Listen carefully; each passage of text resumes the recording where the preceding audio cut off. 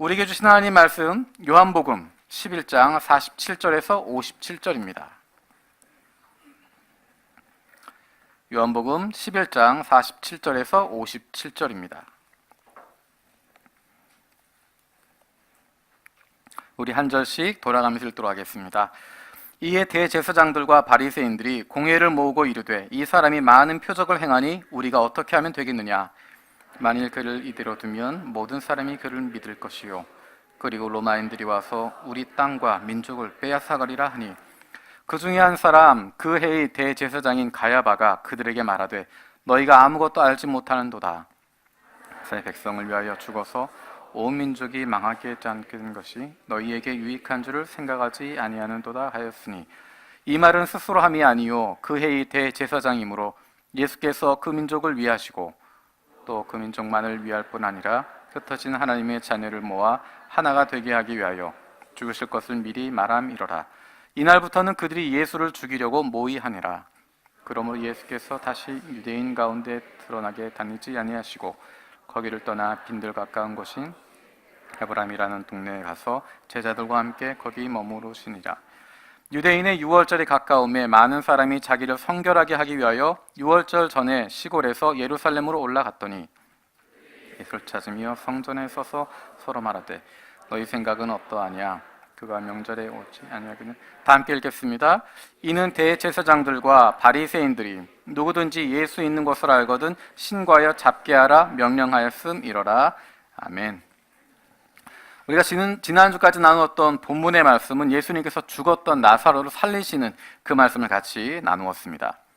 11장 1절에서 이렇게 시작했습니다. 어떤 병자가 있으니 이는 마리아와 그 자매 마르다의 마을 베다니에 사는 나사로라. 그 나사로의 이야기로 시작해서 지난주에 나누었던 11장 44절에 죽은 자가 수족을 배로 동인 채로 나오는데 그 얼굴은 수건에 쌓였더라. 예수께서 이르시되 풀어놓아 다니게 하라 하시니라. 그래서 11장에 나타난 나사로를 살리시는 기적이, 그 표적이 끝나게 됩니다. 11장의 표적일 뿐만 아니라 요한복음 전체에 나와 있는 7개의 표적, 세메이온, 그것이 다 등장하게 됩니다. 여러분 기억하시겠지만 2장에 나와 있는 물로 포도주를 만드시는 표적, 4장에 나와 있는 왕의 신하의 아들을 고치셨던 표적, 5장에 나와 있는 베데스다 연못에서 38년 된 병자를 고치신 표적, 6장에 나와 있는 5,000명을 먹이신 표적, 6장에 계속 이어지는 물 위를 걸으신 표적, 9장에 나타나 있는 날 때부터 맹인되었던 사람을 고치신 표적, 그리고 지난주에 살펴보았던 죽었던 나사로를 살리신 표적, 예수가 하나님의 아들이라고 하는 것, 예수가 그리스도라고 하는 것, 예수가 하늘로부터 온 자라고 하는 것을 보여주는 표적 7가지가 모두 등장했습니다. 그리고 요한복음에 등장하는 내가 누구다 말씀하신 예수님께서 자기의 정체성을 선포하고 계시는 나는 어떤 존재다라고 선포하는 7가지의 선포 가운데 5가지가 끝나게 됩니다. 나는 생명의 떡이다. 나는 세상의 빛이다. 나는 양의 문이다. 나는 선한 목자다. 그리고 지난주에 나누었던 나는 부활이요 생명이다. 어떻게 보면 잃었던 사랑하는 가족을 되찾은 기쁨, 거기에서 11장이 끝나고 모든 이야기가 마무리될 것 같은데 실상은 거기에서부터 새로운 시작이 되어집니다.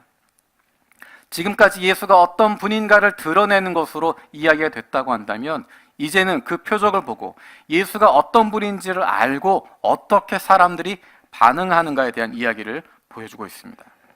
7개의 표적들이 모두 등장하고 5개의 예수가 스스로 고백했던 에고 에이미의 고백이 나온 이후에 사람들은 예수가 누구인지를 알게 됩니다. 사람들이 예수가 누구인지를 알게 되고 그것에 대한 반응이 나누어지게 됩니다. 그 반응의 대략적인 모습이 지난주에 읽었던 45절, 46절에 나타나 있습니다. 우리 같이 읽도록 하겠습니다. 45절, 46절입니다. 시작. 많은 유대인이 그를 믿었으나 그 중에 어떤 자는 바리새인들에게 가서 예수께서 하신 일을 알리니라. 여러분 기억해 보시면 이전까지는 많은 유대인이라는 이야기가 나오면 그 뒤는 믿지 않았다는 것입니다.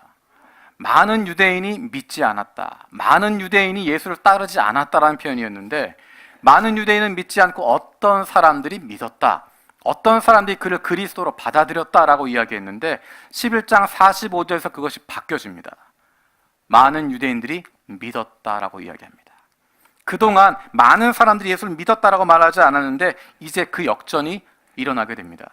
그전에는 유대인들을 두려워해서, 종교 지도자들 두려워해서 많은 사람들이 예수님을 따르지 못했습니다. 그리스도인 것 같지만 그리스도가 아니냐라고 이야기하지만 곧 마음을 바꾸었습니다. 유대인들을 두려워해서, 종교 지도자들을 두려워해서, 출교당할 것을 두려워해서 예수가 그리스도라고 인정하는 것 멀리했습니다. 그래서 많은 사람들은 믿지 않고, 많은 사람들은 거부하고, 많은 사람들은 예수를 받아들이지 않고, 어떤 사람들, 적은 사람들, 소수의 사람들이 예수를 그리스도라고 받아들였습니다. 그런데 45절에서 그것이 바뀌어지는 것입니다. 많은 유대인들이 그를 믿었다라고 이야기합니다. 지금까지 의심하고 있던 사람들, 지금까지 다른 사람을 걱정해서 두려워해서 말하지 못했던 사람들이 이분이야말로 메시아구나, 이분이야말로 그리스도구나, 이분이야말로 하늘에서 오신 분이구나 하는 것을 믿기 시작했습니다. 여론이 그전까지 잠잠하고 있었던 사람들이 이제 이야기하기 시작하고, 많은 사람들이 예수를 따르기 시작하면서 지금까지는 균형을 이루고 있는 것 같았는데 어느 정도는 예수가 그리스도가 아니라고 하는 쪽에 사람들이 많았던 것 같은데 이제는 예수를 그리스도로 인정하는 사람들, 예수가 하나님의 사람이라고 하는 것, 하늘로부터 오셨다고 하는 그리스도라고 하는 것을 믿기 시작하는 사람들이 훨씬 더 많아지기 시작합니다. 갑자기 그 저울추가 한쪽으로 기울기 시작하는 것입니다. 우리 머릿속에 그 그림을 그릴 필요가 있습니다. 그 저울이 반대편으로 기울기 시작하는 것입니다. 그리고 그 기울기를 다시 붙잡을 수 없도록, 걷잡을 수 없게 되어집니다. 46절에 이어지는 내용이 47절입니다. 같이 읽어보겠습니다. 47절 시작. 이에 대제사장들과 바리새인들이 공회를 모으고 이르되 이 사람이 많은 표적을 행하니 우리가 어떻게 하겠느냐. 이 뒷부분은 생각하지 마시고 여기까지만 봤다고 생각을 했으면 좋겠습니다. 성경 구절을 처음에 읽는 부분이 장점도 있지만 이럴 때는 굉장히 아쉬운 것 같아요. 뒷내용을 모른 채로 물어봐야 재밌는데 처음에 읽었던 내용 여러분 기억하지 마시고 45절 읽었던 거, 46절 읽었던 거, 지금 읽은 47절 기억하면서 자, 그 다음에 어떤 내용이 나올까? 47절까지의 내용을 보고 그 다음에 어떤 내용이 나올까? 여러분 생각할 수 있겠습니까? 저는 객관식 세대입니다. 객관식으로 시험을 봤었기 때문에 어떻게 라고 물어보면 잘 답이 안 나옵니다. 객관식으로 얘기해야 1번 그러니 메시아를 모시자. 2번 우리가 잘못했으니 죄인이라고 회개하자. 3번 없애버리자. 여러분이 몇 번을 선택하시겠습니까? 사지선다를 해야 되는데 4번이 없어서 대답을 못하시는군요. 우리 같으면 1번을 이야기할 것 같습니다. 아니면 2번으로 이야기할 것 같습니다. 우리가 그동안 그분을 못 알아봤구나. 그분이 하나님의 아들이신데 그리스도이신데 우리가 어떻게 그분을 이렇게 대했을까? 우리가 죄인이구나. 회개할 것 같은데. 아니면 그분을 모셔드릴 것 같은데. 이 사람들의 결론은 3번입니다. 우리 48절 같이 읽어보겠습니다. 48절입니다. 시작. 모든 사람이 그를 믿을 것이요. 그리고 로마인들이 와서 만일 이들을 그대로 두면 모든 사람이 그를 믿을 것이요. 그리고 로마인들이 와서 우리 땅과 민족을 빼앗을 것이다. 이 구절만 읽으면 48절만 읽으면 이들이 정말 민족을 사랑하는 마음에 가득 차 있는 것처럼 보입니다. 예수라고 하는 잘못된 사람을 따라가게 되면 우리 민족이 예수라고 하는 이 잘못된 사람을 따라서 움직이기 시작하면 6월절마다 나타났던 그런 거짓 선지자 중에 하나인 것처럼 예수를 따르기 시작하면 민심이 움직이게 되고 그러면 로마가 가만히 있지 않을 거다. 로마가 우리를 정복할 것이고 우리의 권리를 다 빼앗을 것이고 우리 땅도 빼앗고 우리 민족도 빼앗아 버릴 것이다. 겉으로 보기엔 민족을 생각하는 것 같은데 겉으로 보기엔 로마의 압박을 피하고 싶어하는 것처럼 보이는데 실상은 48절과 49절 사이에 감추어져 있는 것은 자신들의 안위를 걱정하는 것입니다. 자신들의 지위를 염려하고 있는 것입니다. 민족이 없어지면 자신들의 지위가 없어지기 때문에 지금까지 로마의 보호 아래에서 자치권을 가지고 공회를 만들고 그 안에서 종교적인 권위도 가지고 정치적인 능력도 가지게 되어지고 모든 것들을 책임질 수 있는 백성의 대표로 그들이 지낼 수 있었는데, 그 모든 거 소유할 수 있었는데 로마가 쳐들어오면, 로마가 들어오게 되면 그 자치권 다 빼앗아 버릴 것이고 공회 필요 없어져 버릴 것이고, 그러면 자신들이 가지고 있는 기득권, 자신들이 누리고 있었던 자리, 자신들이 가지고 있었던 이 모든 것들을 빼앗기게 되는 것입니다. 하나님을 위해서가 아니라, 하나님의 민족을 위해서가 아니라 로마의 지배 아래에서 내가 지금 누리고 있었던 것 놓치지 않기 위해서, 민족을 걱정하고 하나님 나라를 염려하는 것이 아니라 그 민족들 위해 군림하고 자치권을 받아서 자신의 지위를 누리고 있었던 그것을 빼앗기지 않고 싶은 것입니다. 로마가 정명하면, 로마가 집권하게 되어지면 자치권 다 빼앗기고 대제사장들이 누리고 있었던 그런 종교적인 권한들, 그들이 사회적으로 가지고 있었던 위신들, 기득권들 다 빼앗기게 되기 때문에 이 사람들은 하나님에 대해서는 관심 갖지 않습니다. 하나님 이름으로 비즈니스 하는 사람들이었고, 하나님 명목으로 권위를 누리고 있던 사람이고, 하나님을 들어서 자신들이 누리고 살고 있었던 것입니다. 하나님을 두려워하지 않았던 사람들입니다. 예수님에 대한 사람들의 여론이 급속히 기울기 시작했다는 것 깨닫게 됩니다. 지금까지는 어떻게든 통제할 수 있었고 압력을 주어서, 겁을 주어서라도 그것을 누를 수 있었는데 이제는 통제할 수 없는 수준이 되어버렸습니다. 죽었던 나사로를 살리시는 그 사건으로 말미암아 많은 유대인들이 예수를 믿게 되는, 예수가 그리스도라고 고백하게 되는, 예수가 하늘로부터 오신 자라고 고백하는 일이 일어나기 시작하니까 그것을 도저히 막을 수 없는 상황이 되어집니다. 도저히 그들의 손으로는 어찌할 수 없는 상태가 되어집니다. 그래서 내리는 결론이 49절, 50절입니다. 같이 읽어보겠습니다. 49절, 50절 시작. 가야바가 그들에게 말하되 너희가 아무것도 알지 못하는도다. 한 사람이 백성을 위하여 죽어서 온 민족이 망하게 되지 않는 것이 너희에게 유익한 줄을 생각하지 아니하는도다 하였으니. 결론을 이야기하면 예수를 죽이자라는 것입니다. 굉장히 차분하게 그 해의 대제사장인 가야바가 이야기하고 있습니다. 조금 전에 이야기했던 것처럼 이 문장만 보면, 이것만 보면 마치 이 사람이 민족 전체를 생각해서 한 사람, 예수라고 하는 한 사람, 거짓된 지도자를 죽임을 통하여서 온 민족이 망하지 않게 되어야 한다, 온 민족을 살려야 된다라고 이야기하는 것 같은데 실상 그들의 마음속에 있는 것은 그렇지 않습니다. 자신들이 하는 선택을 합리화하려고 하는 주장일 뿐입니다. 이 사람들 생각할 때 가장 머릿속에 먼저 떠오른 단어는 미쳤다라는 것입니다. 대제사장들인데, 바리새인들인데, 이 사람들은 하나님과 가장 가까워야 할 사람이고 하나님께 나아가는 사람들이고 하나님께 제사하는 사람들이고 이스라엘 백성들을 하나님께 인도해 나가는 사람들인데,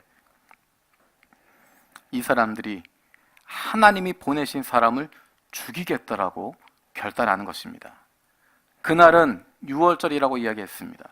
유월절은 이스라엘의 하나님께서 이스라엘 백성들이 포로 가운데, 노예 가운데 고통받고 있는 것, 그 신음을 들으시고 그것을 응답하셔서 그들을 구원해내신, 노예 신분에서 꺼내셔서 자유인으로 바꾸어 주신, 이집트의 노예 집단이었다가 그것이 이제는 하나님 나라의 백성으로 바꾸어 주신, 그 인도하신 것을 기념하고 기억하기 위해 만들어 놓은 유월절인데, 오히려 그 민족을 구원하기 위해서 이 땅에 오신, 온 세상을 구원하기 위해서 이 땅에 오신 하나님의 아들을 잡아 죽이겠다라고 이야기하는 것입니다.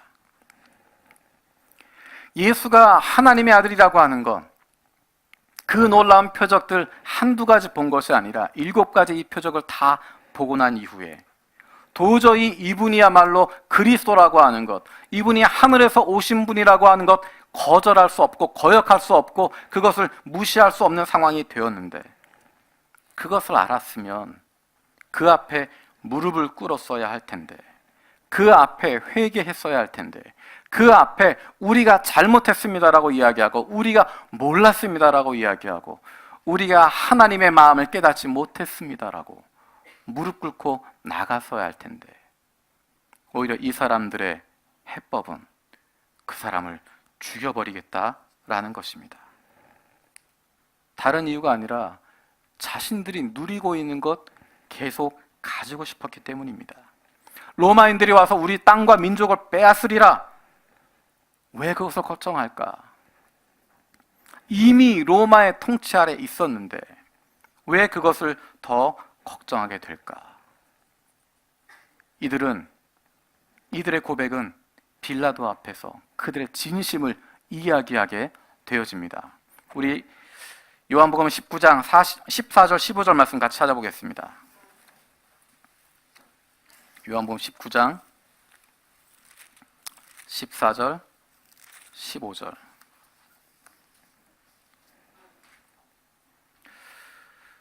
우리가 나중에 살펴보겠지만 이 구절은 예수님이 재판받으시는 장면입니다. 우리 14절 15절 같이 읽겠습니다. 시작.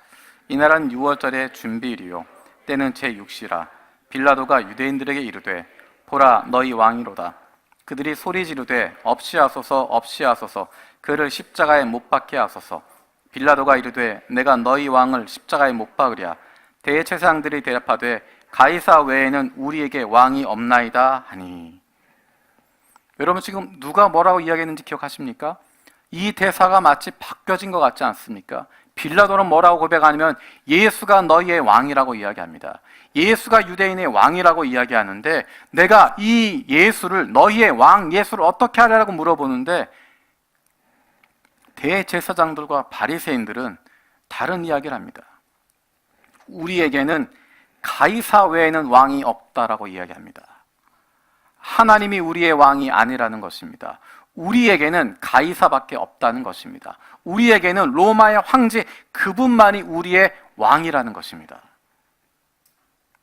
하나님과 가장 가까워야 할 사람들이 대제사장들인데 하나님의 말씀 그것에 붙잡혀 있는 사람들이 바리새인들이어야 하는데 이 사람들은 가이사 외에는 시저 외에는 로마 황제 외에는 우리에게 왕이 없습니다라고 이야기하고 있습니다. 이것이 사실은 그들의 실상을 보여주는 것입니다. 그들은 하나님에 관심 두지 않았습니다. 왜냐하면 그들이 가지고 있는 종교적인 특권, 그들이 가지고 있는 기득권, 그것을 누릴 수 있도록 하는 힘은 하나님에게서 온 것이 아니라 로마 황제에게서 온 것이었기 때문입니다. 로마 황제의 인정을 받아서 종교 공동체를 만들게 되었고 로마 황제의 인정을 받아서 공회를 만들게 되었고 그 공회에서 자치권을 가질 수 있도록 보장해 주는 것 하나님이 아니라 로마 황제라고 생각했기 때문입니다. 그래서 로마 황제에게 충성을 다하는 것이었고 제사를 드리고 있지만 하나님께 드리는 제사가 아니라 그것은 종교적인 의식일 뿐이고 어떤 일에서든 하나님 우선이 아니라 로마 황제 우선이었고 로마 황제의 심기를 건드리지 않는 것이었고 그들이 예배하는 이유, 그들이 종교적인 일을 하는 이유 그것은 사회를, 유대 공동체를 평안하게 만들고 로마가 원하는 모습으로 가져가는 것이고 거스르지 않기 위해서 그들을 다스리는 것 그것뿐이었습니다. 그들의 마음속에는 하나님은 하나도 들어있지 않았습니다. 로마에만 로마 황제가 준 권력이었고 그 때문에 대제사장이 되었고 그래서 종교 지도자가 되었기 때문에 하나님이 아니라 로마 황제에게 하나님이 아니라 자신들에게 박수치고 있는 여론을 만들어가고 있는 사람들에게 관심을 두고 있고 그들이 움직이는 대로 따라가고 있습니다. 예수님이 보였던 이 7가지의 표적 그것은 예수가 하나님이 보내신 분이라고 하는 것 하늘로부터 오지 않으면 이런 일이 있을 수 없다고 하는 것 이분이야말로 성경이 이야기했던 메시아라고 하는 것 그리스도라고 하는 것 누구나가 고백하게 되는 상황이었는데 그것 보게 되니까 이분이 하나님의 아들이라고 하는 것 깨닫게 되니까, 이분이 그리스도라고 하는 것, 메시아라고 하는 것 깨닫게 되니까, 하나님이 보내신 크고 두려운 날이 임하게 되는 그 존재라는 것 알게 되니까 그를 죽여버리자 생각하는 것입니다. 하나님이 다스리시면, 하나님이 통치하시면 그동안 자신들이 누리고 있었던 것 다 잃어버릴 수 있으니까, 지금까지 하나님과 관계없이 살아왔는데 이제 하나님의 말씀이 임해서 그 말씀대로 살려고 하다 보니까 내가 그동안 누리고 있었던 것 다 빼앗을 것 같고, 다 없어질 것 같고, 그동안 해왔던 것 다 수고 없는 것처럼 되어버릴 것 같으니까 오히려 하나님에게 눈을 가리고 하나님 향해서 귀를 닫아버리고 그를 죽여버리자고 하는, 이들을 보신 하나님의 마음이 어떠셨을까? 하나님의 이름을 가지고 제사장 복장을 갖추고 때마다 그 제사를 드리고 있는데, 이것이 하나님의 뜻입니다라고 이야기하면서 하나님의 뜻이라고 하는 명분으로 하나님이 원하시는 것입니다, 하나님이 원하신다는 소리로 자기들 배불리고 자기들 이익을 지키고 지금까지 자기들의 욕망을 채우고 있었던 이들을 보고 계시는 하나님의 마음이 어떠셨을까? 그것 채우다 누리다 못해 하나님의 아들 예수를 이 땅에 보내셨는데, 그분이 하나님의 아들이라고 하는 것, 그리스도라고 하는 것 알고 있음에도 불구하고 그를 죽여버리자라고 이야기하는, 그리고 우리에게는 시저 외에는, 로마 황제 외에는 우리가 따르는 왕이 없다라고 외치는 이들의 모습을 보는 하나님의 마음은 어떠셨을까? 그리고 이 잘못된 종교 지도자들 아래서 하나님을 오해하고 하나님을 두려워하고 자유를 주신 하나님이신데 또 다른 종교적인 노예가 되어버리고 있는, 그런 노예로 전락해서 살아가고 있는, 하나님과 아무런 관계없이 아무런 기쁨도 즐거움도 누리지 못하고 자유한 하나님의 나라 백성으로서의 기쁨을 누리지 못하고 살아가고 있는, 여전히 종되어서 여전히 노예처럼 살아가고 있는 그 하나님의 백성들을 보시는 하나님의 마음은 어떠셨을까? 사람들은 하나님의 아들을 죽이려고 했고, 사람들은 그리스도를 죽이려고 했지만, 그래서 끝내 버리려고 했지만, 하나님은 그것을 오히려 하나님의 뜻을 위해서 사용하고 계십니다. 우리 51절, 52절 말씀 같이 보겠습니다. 51절, 52절 같이 읽겠습니다. 시작.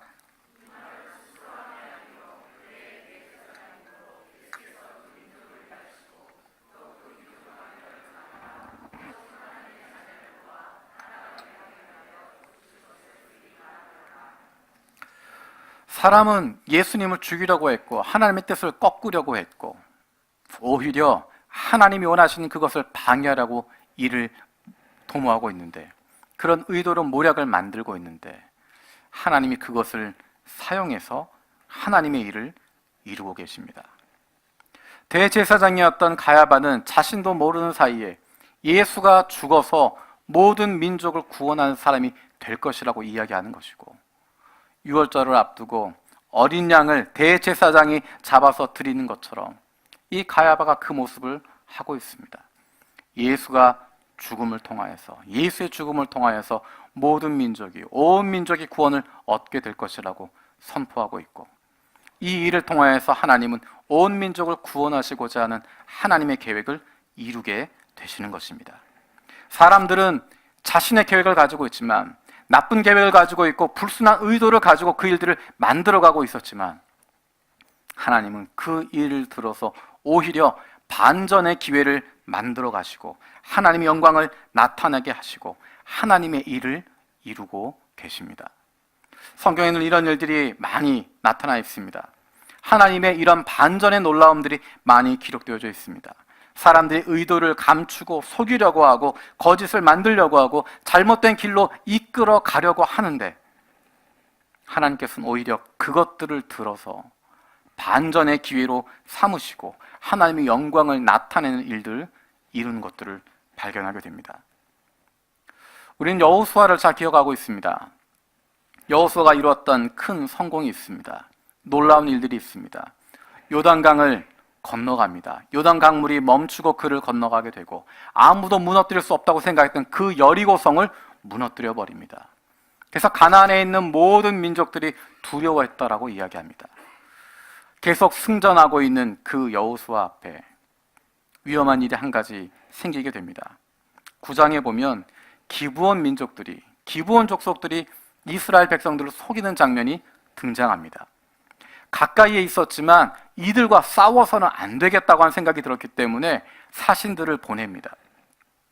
사신들을 보내면서 옆 동네에서 온 것이 아니라 마치 먼 곳에 있는 사람들인 것처럼 먼 곳에 있으면서 확신을 맺기 위해서 왔다, 먼 길을 왔다라고 거짓말을 합니다.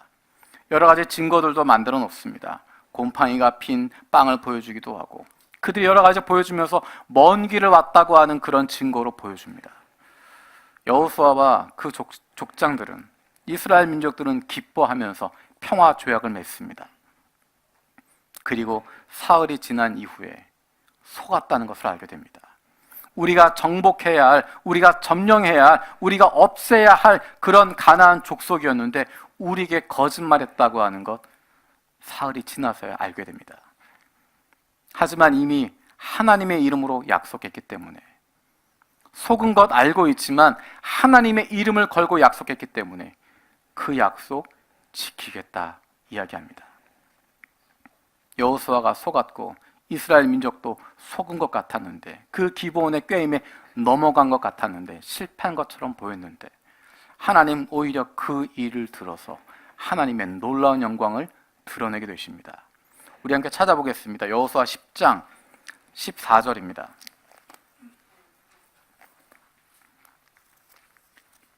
여호수아 10장 14절.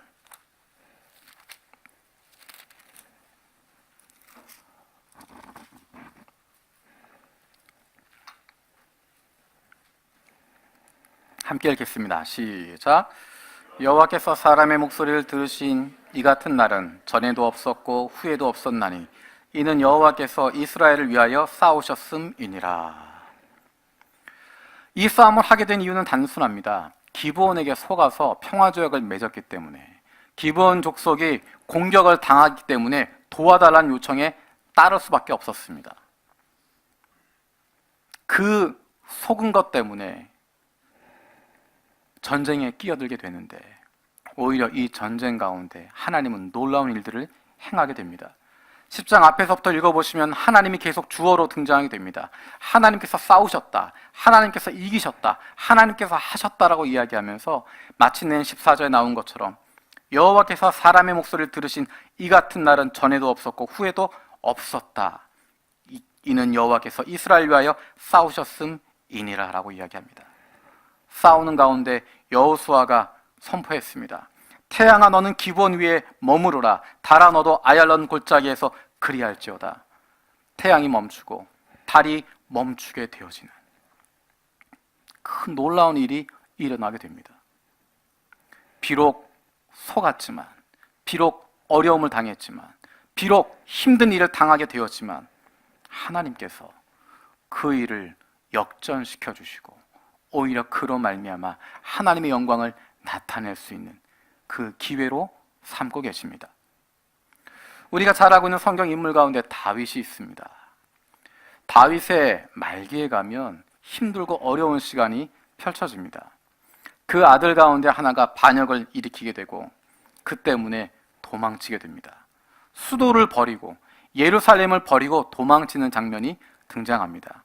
이 정도 되면 대부분의 대세는 그 아들에게, 압살롬에게 기울었다 보는 것입니다.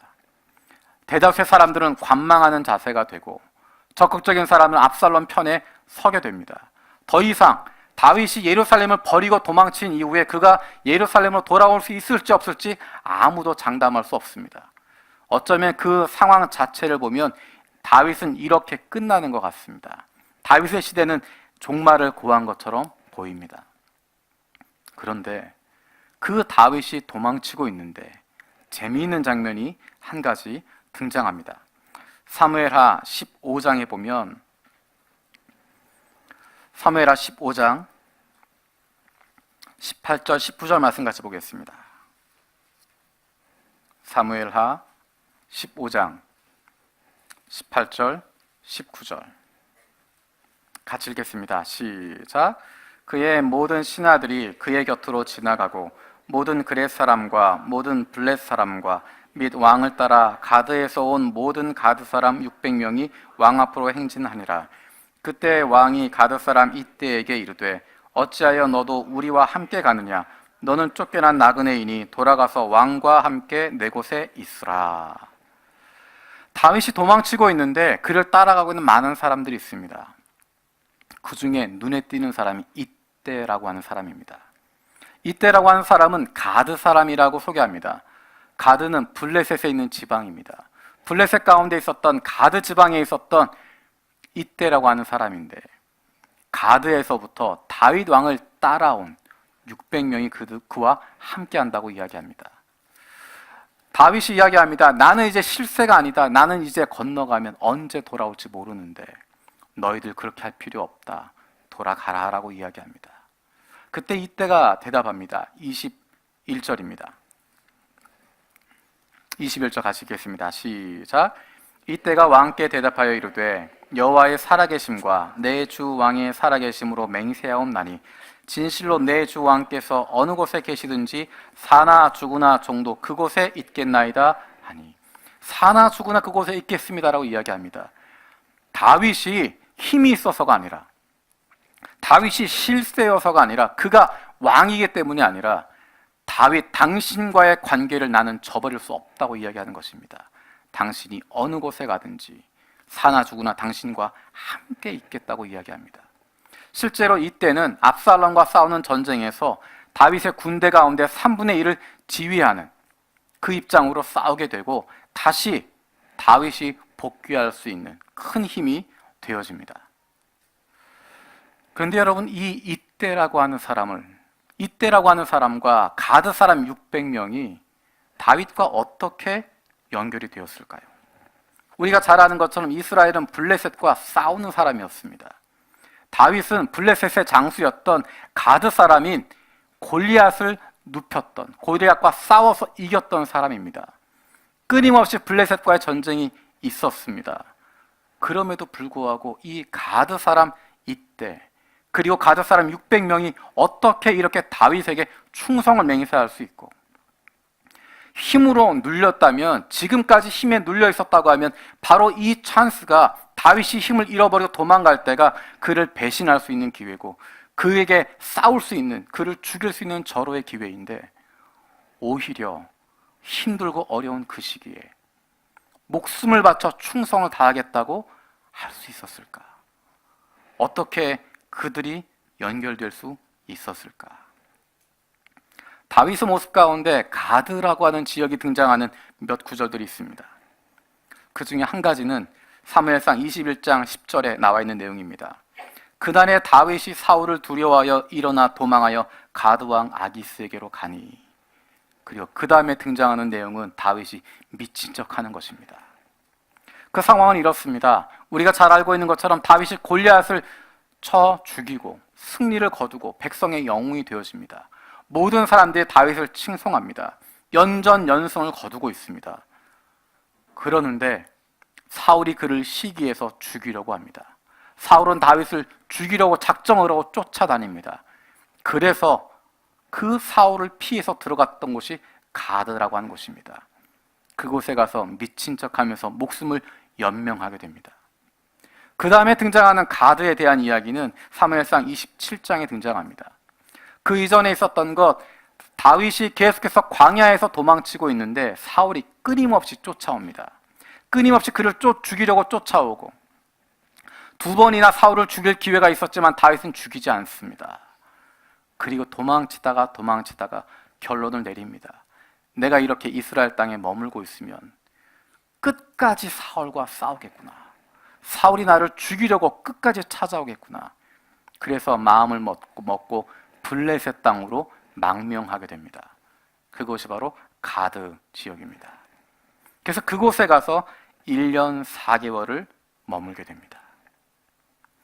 그 전에 싸웠던 나라였는데, 그 전에 싸웠던 지역이었는데 이제 그곳에 망명해서 1년 4개월 동안 가드 땅에 머물게 됩니다.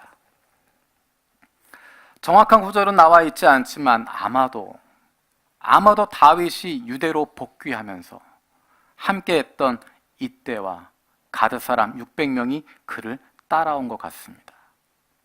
어떻게 해서 블레셋 사람이었던 블레셋 출신의 장수들이 다윗에게 충성을 다할 수 있는 그것이 무엇이었을까? 아마도 다윗의 일상의 모습이 그들을 감동시켰을 것 같습니다. 다윗은 다른 왕들과 달랐기 때문입니다. 블레셋에 있었던 다른 왕들과 전혀 다른 모습을 다윗은 보여주고 있었기 때문입니다. 세상의 지도자와는 전혀 다른 모습을 다윗은 보여주고 있었기 때문입니다. 왜 그랬을까? 다윗은 자기가 왕의 가문이 아니라고 하는 것 알고 있었습니다. 나는 왕의 자격이 없다고 하는 것, 우리 가문은 왕이 될 만한 자격 있는 가문이 아닙니다라고 하는 것 그는 알고 있었습니다. 뿐만 아니라 왕이 된 이후에도 나는 자격이 없다고 하는 것 그는 알고 있었습니다. 내가 왕으로 있지만 이 자리는 하나님을 진짜 왕으로 모시고 하나님을 왕으로 모시고 그분의 통치를 받아서 전달하는 입장이라고 하는 것, 대리 통치자라고 하는 것, 나는 진짜 왕은 하나님이시고 나는 하나님의 통치하심을 그대로 받아서 전달하는 존재라고 하는 것 잘 알고 있었기 때문입니다. 내 앞에 있는 이 사람들, 내 백성이 아니라 내 마음대로 군림할 수 있는 내 백성, 내 것이 아니라 하나님의 백성이라고 하는 것, 하나님이 나에게 맡겨주셔서 섬기라고 맡겨주신 하나님의 백성이라고 하는 것 그는 잘 알고 있었기 때문입니다. 그래서 다윗 왕은 세상의 왕들과 다른 삶을 살아갈 수 있었습니다. 세상의 왕과는 다른 모습을 가지고 있었습니다. 그는 왕이 되기 위해서 살았던 사람이 아니었습니다. 왕이 되기 위해서 기회를 노리고 어떻게 해서든 사울을 죽이고서 내가 왕이 되겠다고 이야기했던 그런 사람이 아니라 그냥 사울의 쫓김을 받아서 그냥 도망치고 이곳으로 저곳으로 도망치면서 하나님과 동행하는 기쁨을 누리고 있던 사람입니다. 왕이 되기 위해서 하루하루 살아갔던 사람이 아니라 내가 왕이 되기 위해서 수단을 만들고 사람들을 끌어모으고 무엇인가 노력했던 사람이 아니라 그냥 하나님 따라가다 보니까 하나님 이끄시는 대로 한 걸음 한 걸음 가다 보니까 광야에서 그렇게 이곳에서 저곳으로 왔다 갔다 하다 보니까 하나님께서 그의 발걸음을 광야에서 시작해서 이스라엘 왕으로 세워주셨던 것입니다. 하나님을 따르다 보니까 하나님이 그 일을 맡겨주신 것이었습니다. 다윗은 그것을 잘 알고 있었습니다. 그래서 그 왕으로 있는 것 거기에 연연하지 않습니다. 때가 되면 하나님이 다른 사람 세우시겠지.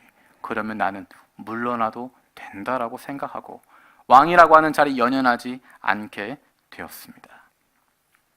하루하루 살아가는 것, 하루하루 하나님과 함께 동행하며 살아가는 것, 그 뜻대로 따라가는 것, 그것이 다윗의 인생의 목표였고 그것이 다윗을 다윗되게 만들었던 것입니다. 이것이 바로 신앙을 가지고 있는 그리스도인들의 모습이 아니겠습니까? 때로는 사람들이 나쁜 계획을 가지고 올무를 만들기도 하고 사람으로서는 도저히 벗어날 수 없는 상황 가운데 우리를 집어넣을 때도 있습니다. 하지만 하나님 그 속에서도 하나님의 사람들을 붙들어 주셔서 사람들의 악한 계획을 오히려 하나님의 놀라운 일을 이루시는 반전의 기회로 삼고 계십니다. 여호수아도 그랬고 다윗도 그랬고 사람들의 악한 계획 가운데 빠졌지만 벗어날 수 없는 어려움을 당하고 있었지만 그들은 하나님에게 집중하고 있었습니다.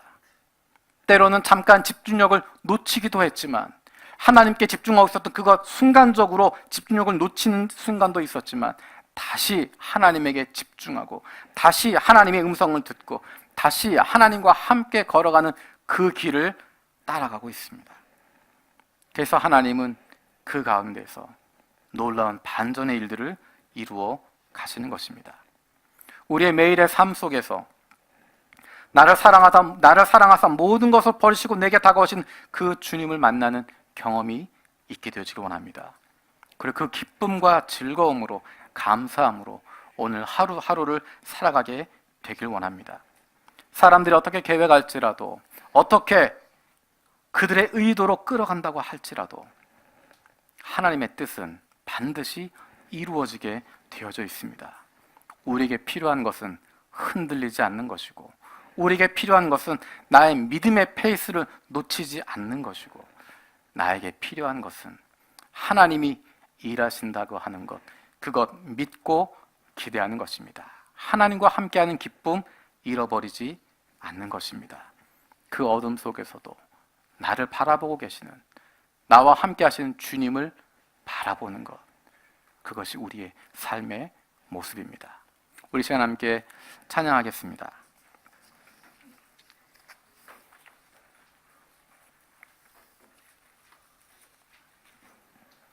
때로는 우리의 인생이 어둠 가운데 있기도 하고, 내가 해결할 수 없는 문제 가운데 빠져 있기도 하고, 도무지 어떻게 풀어나가야 할지 모르는 그런 상황 가운데 있기도 하지만, 그 가운데 주님께서 찾아오셔서 먼저 우리에게 오셔서 손 내밀어 주시고 우리를 붙들어 주시고 우리와 함께 하겠다고 말씀하십니다.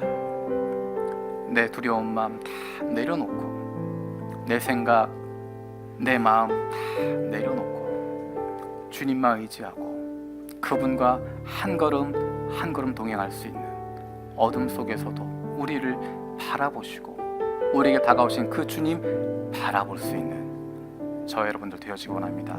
우리 기도하는 마음으로 함께 찬양하겠습니다. 나의 주님께 찬양드리며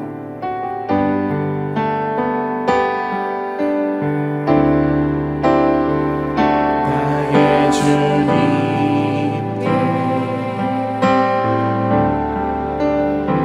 찬양드리며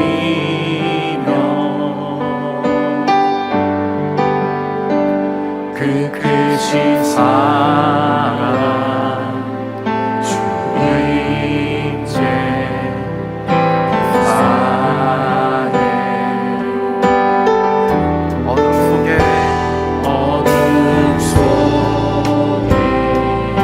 찾아오셔서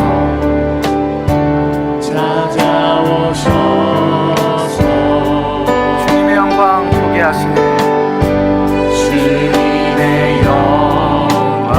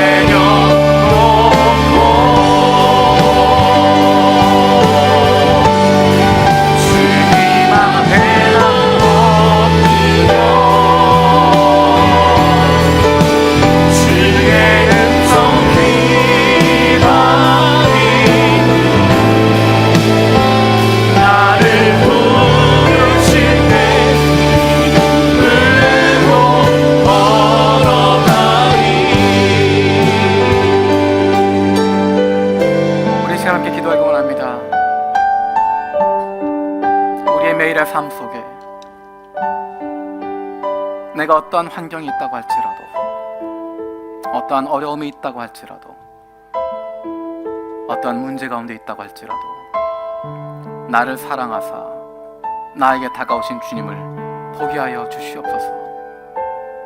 우리가 다른 것에 흔들리는 것이 아니라 우리의 상황과 나를 칭찬하는 소리와 나에게 잘했다고 이야기하는 세상의 그 이야기에 귀를 기울이는 것이 아니라 하나님의 음성에 귀를 기울이게 하여 주시고, 나를 보고 계시는, 나에게 오고 계시는 그 주님을 보게 하여 주시고, 그 앞에 무릎 꿇고 나아갈 수 있게 하여 주시옵소서. 사람이 어찌 계획할지라도, 사람이 나쁘게 의도를 푼다고 할지라도 하나님께서 선하신 뜻을 이루어 가실 줄로 믿습니다. 하나님, 우리의 인생 가운데 하나님께서 이루시는 그 반전의 기회들을 보게 하여 주시고, 하나님이 함께 하신 것 경험하게 하여 주시옵소서. 여호수아처럼, 다윗처럼 그 상황 속에서도 흔들리지 않고, 믿음 잃어버리지 않고, 믿음의 페이스 놓치지 않고 하나님에게 집중했던 것처럼, 하나님, 우리도 하나님에게 집중하며 한 걸음 한 걸음 걸어갈 수 있는, 그로 말미암아 하나님이 일하시는 것 목도할 수 있는 주님 자녀들 되게 하여 주시옵소서. 이 시간 같이 기도하겠습니다. 살아계신 아버지, 감사합니다. 아버지 하나님, 우리가 남자신 감사합니다. 하나님을 바라볼 수 있게 하여 주시옵소서. 세상의 칭찬과 세상의 명예와 내가 누리고 있는 이것을 지키는 것에 마음을 빼앗긴 것이 아니라 나를 향해 오신 그 주님을 바라보서 도와주시고, 그 주님으로 말미암아 기쁨이 넘치도록 도와주시고, 나를 사랑하신 그 하나님, 그 주님으로 말미암아 우리가 넘칠 수 있도록 도와주시고, 그것이 우리의 삶의 우선순위가 되게 하여 주시옵소서. 그것이 우리 삶의 중심이 되게 하여 주시고, 하나님을 따르는 것, 주님을 바라보는 것, 그 말씀 가운데 나아가는 것, 내 인생의 첫 번째가 되게 하시고 나의 가장 큰 기쁨이 되게 하여 주시고, 그것 가지고 살아갈 수 있도록 주님 인도하여 주시옵소서. 다른 것 때문에 마음 뺏기지 않도록 도와주시고, 마음 잃어버리지 않도록 도와주시고, 주님만 집중하고 나아갈 수 있는 주님의 삶을 되게 하여 주시옵소서. 아버지 하나님, 때로는 대체사상과 바리새인들처럼 아버지 낙한 계획을 가지고 있는 사람들 때문에 모함을 당하기도 하고 어려움을 당하기도 하고 내가 풀어갈 수 없는 그 올무덤에 빠지는 것 같은 상황이 여러 가지 나오고 있지만, 하나님, 그 중에서도 여호수아처럼, 다윗처럼 하나님 바라보게 하여 주시고, 하나님 집중할 수 도와주시고, 하나님 집중력을 잃어버려 다시 집중하며 나서 도와주시고, 주님만 바라고 나서 도와주시옵소서. 하나님, 믿음을 잃어버리지 않고 도와주시고, 흔들리지 않게 하여 주시고, 욕심되는 것이 아니라 한 걸음만 걸어가게 하여 주시고, 우리와 동행하신 나와 함께 하시고, 나를 인도하여 주시고, 우리의 인생의 길 가운데 동행하신 주님과 함께 하시는 저희들에게 하여 주시옵소서.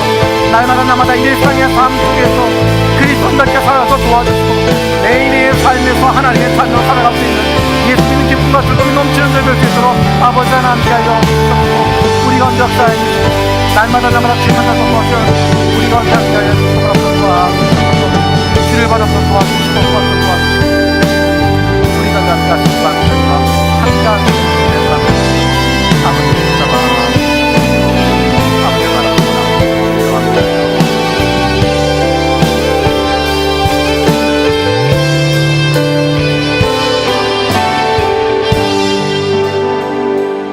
살아계신 아버지 하나님, 우리의 마음이 하나님에게 집중하게 하여 주시옵소서. 내가 누리고 있는 것, 내가 가지고 있는 생각, 내가 그동안 해왔던 것들, 내가 칭찬받는 것들, 내가 유익을 갖게 되는 것, 그것이 먼저가 아니라 나를 향해서 찾아오시는, 나를 사랑하고 계시는 그 주님이 우리의 삶의 우선순위가 되게 해주시고, 그분을 먼저 바라볼 수 있는, 그 음성 들을 수 있는 사람들 되게 하여 주시옵소서. 하나님, 때로는 우리가 어려움에 빠지기도 하고, 다른 사람들이 나쁜 계획을 가지고, 나쁜 의도를 가지고 올무에 빠지게 하는 그런 환경 가운데 들어간다 할지라도, 내가 풀어져 나올 수 없고 내가 해결할 수 없는 그 상황 가운데 던져진다고 하더라도, 하나님께서 하나님의 선한 뜻을 이루어 가시는 것 믿습니다.